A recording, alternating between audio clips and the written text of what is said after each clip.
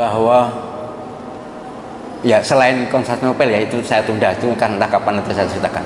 Selain Konstantinopel, bahwa ternyata Turki itu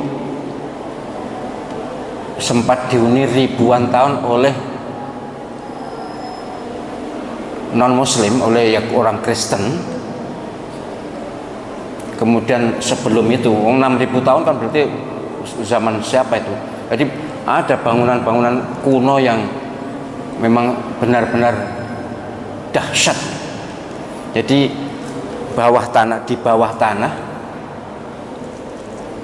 benar-benar tampak bekas kehebatan orang dulu. Ada teater itu ya semacam ya kayak gedung bioskop tapi terbuka gitu. Kalau pernah nonton yang di Italia itu lebih ya besar lagi, kapasitasnya 15.000. Jadi saya hanya kagum gimana ya buatnya zaman itu. Ya kira-kira mirip piramid di Mesir itu. Batu 8 meter persegi besarnya, ya apa yang ngangkat. Itu juga gitu. Jadi kalau piramid kan besar-besar, batunya tuh gak temukan nih 8 meter panjangnya, tingginya berapa, itu punya besar-besar piramid. Nah itu juga gitu. Tiang-tiang raksasa, segalanya serba besar dan serba utuh, batu utuh, bukan seperti kita sekarang koyok paving itu, enggak, utuh, besar-besar. Kekaguman saya betapa hebatnya orang dulu. Teknologinya teknologi tenaga dalam, mungkin begitu ya, mungkin teknologi tenaga dalam. Ya kalau Ka'bah itu ya besar-besar. Nabi Ibrahim membuat batu Ka'bah itu besar-besar, tapi masih bisa dinalar bahwa manusia bisa angkat. Tapi Nabi Ibrahim pun juga teknologinya tenaga dalam kan. Itu yang kan ada makam Ibrahim Mas ya. Itu adalah ondone Nabi Ibrahim. Jadi batu yang di tempat Nabi Ibrahim itu iso mumbul dewe, iso mengantar Nabi Ibrahim ke tingkat berapapun.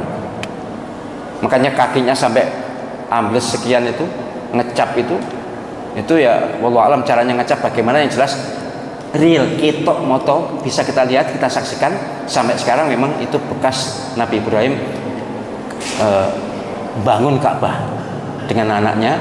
Nah karena waktu itu tidak ada andang juga tidak ada lift, maka batu itu kemudian ya batunya iso munggah medun dewe. Itu tentu wilayah spiritual ya, wilayah spiritual Nabi Ibrahim.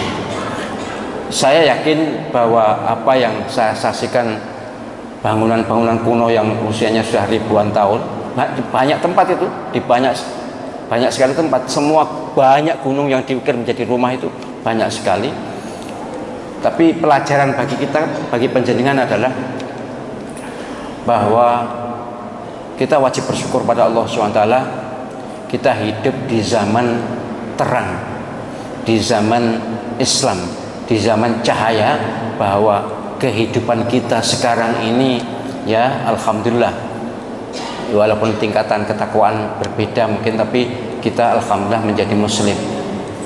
Saya tidak tahu mereka ini agamanya apa dulu, tapi yang jelas sebelum Nabi Muhammad SAW mungkin juga ada yang agama Nasrani, ada ya yang ada salib di dalam itu, tapi Nasrani. Kalau itu jelas agama Nasrani. Sebenarnya yang tepat bukan Nasrani ya, yang tepat agama Kristen. Sebab Nasrani itu yang masih bertauhid. Nasrani itu yang masih bertauhid, seperti siapa itu, Sa'ad bin Abi Waqqas misalnya, itu paman Siti Khadijah itu Nasrani. Bukhairah itu Nasrani.